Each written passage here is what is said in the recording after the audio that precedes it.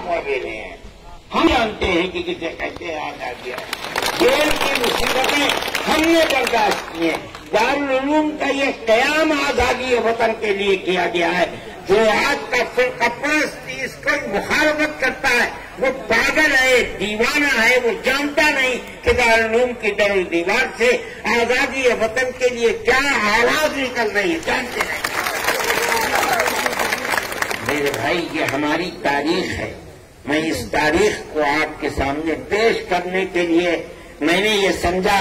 میں نہیں پیش کرتا ہوں تو محسن صاحب نے مجھے مجبور کیا, کہا کہ نہیں اس کو کرو, اس کو کہو. میں نے یہ بات کہی ہے اور میں کہہ رہا ہوں, مجھے فخر ہے.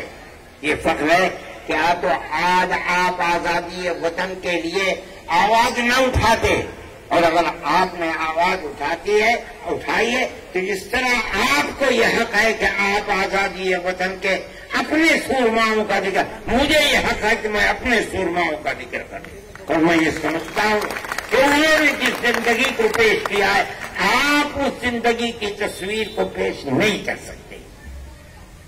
میرے بھائی وقت بھی کافی ہو چکا ہے, 1 گھنٹے سے زیادہ ہو چکا ہے.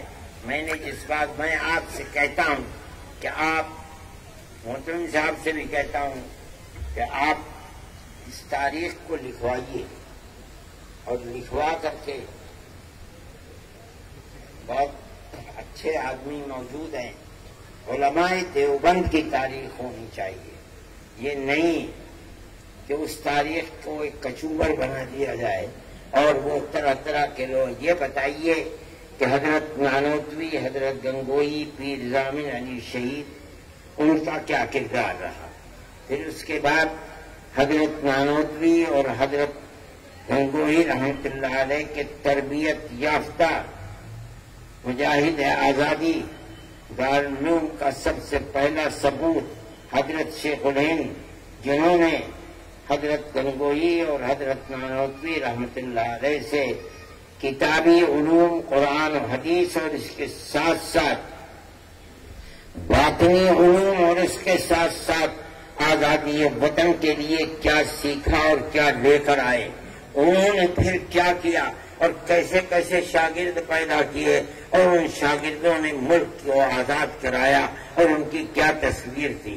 یہ ایک ایسی چیز ہے کہ اس کو مدون ہونا چاہیے. اور جو آپ کے اور ہمارے